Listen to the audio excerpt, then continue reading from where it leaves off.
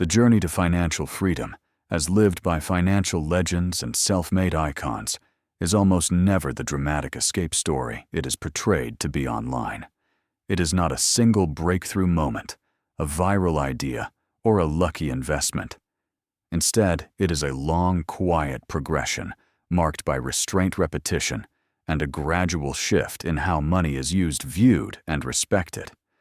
What makes these journeys worth studying is not the destination of freedom itself, but the behaviors that allowed freedom to emerge without collapsing under pressure. For most financially free individuals, the journey begins with control, not wealth. Before independence comes abundance, there is an intense focus on reducing vulnerability. They learn to live below their means, not as a virtue signal, but as a form of leverage. Lower expenses mean lower pressure. Lower pressure means better decisions. Many financial celebrities started their path by maximizing savings rates, building emergency reserves, and eliminating high-risk debt. This phase is rarely glamorous, but it is foundational. Without control over cash flow, and spending freedom remains theoretical. Another early lesson is the prioritization of skill before scale. Those who achieved lasting financial freedom did not rush to maximize returns while inexperienced. They invested first in learning, whether through reading experimentation with small capital or building businesses where feedback was immediate.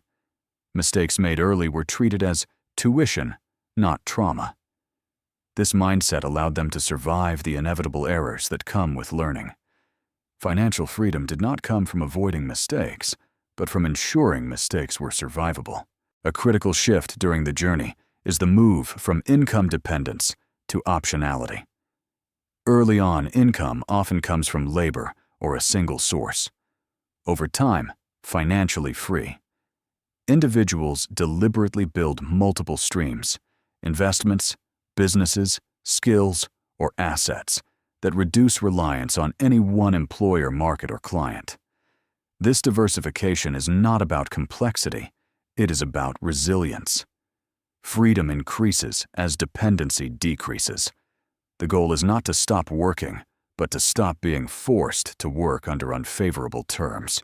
Patience plays a decisive role throughout this process.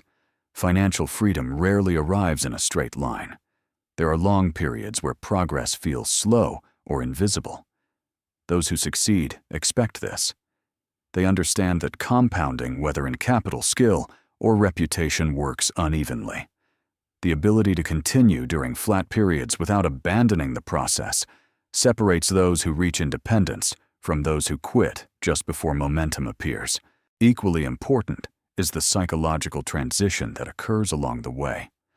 As net worth grows financially free, individuals begin redefining success.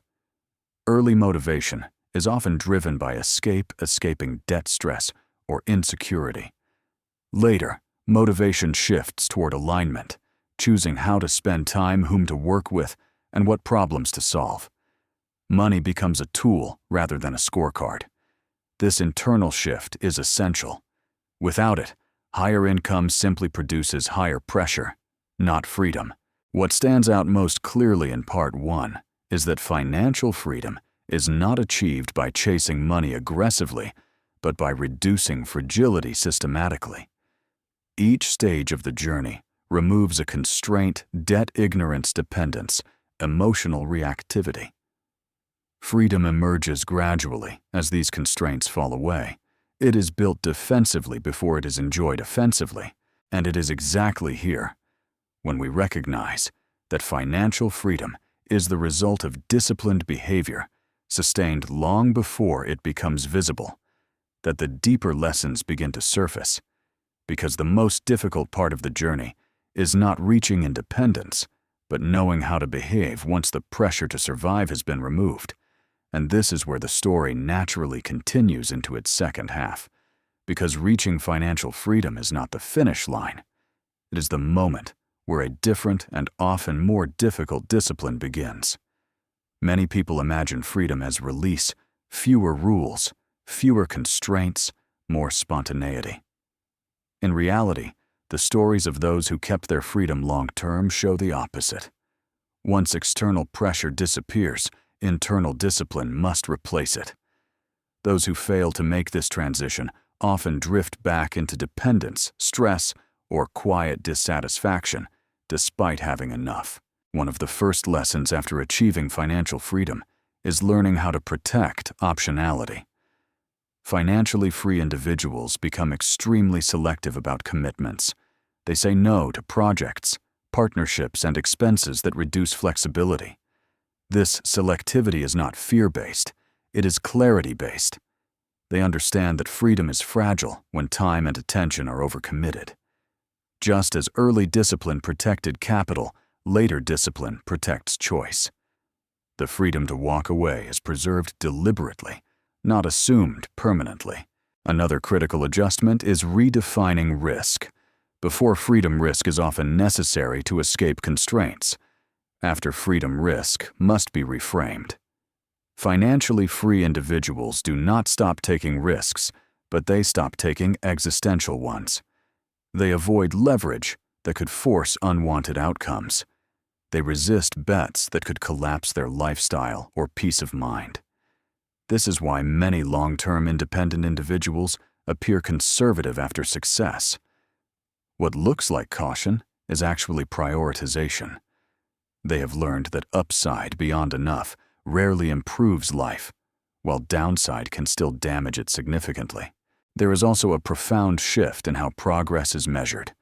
After freedom, growth is no longer the primary metric. Alignment is. People who maintain financial independence measure success by how well their lives reflect their values. Are they working on problems they care about? Are their relationships intact? Is stress manageable? Without this shift, freedom can feel strangely empty. Money removes constraints, but it does not supply meaning. Those who learn this early avoid the trap of chasing new goals simply to recreate pressure they no longer need.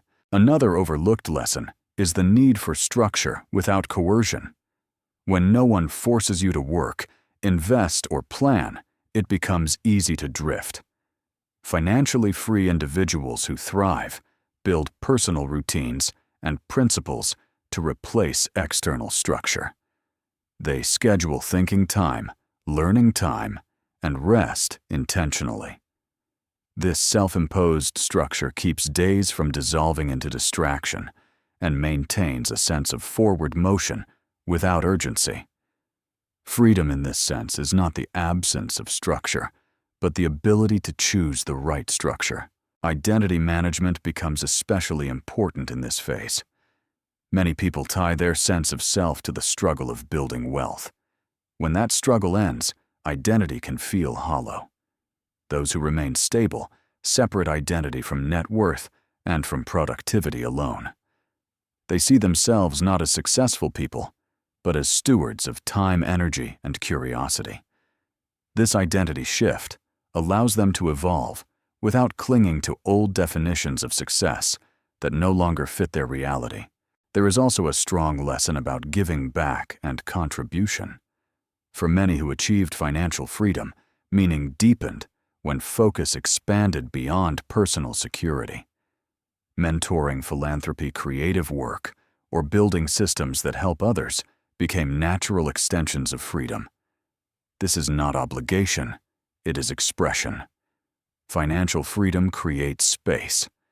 How that space is used determines whether freedom feels empty or fulfilling.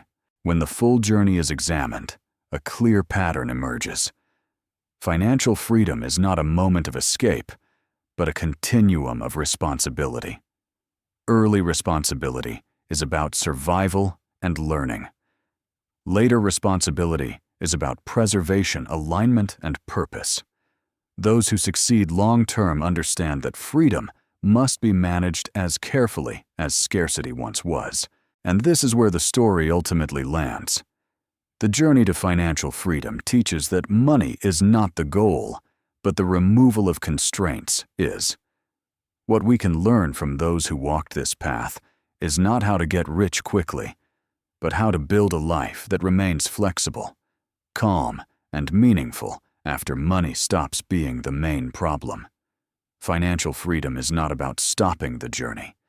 It is about choosing the direction consciously without fear or pressure, and maintaining the discipline to protect that choice over time.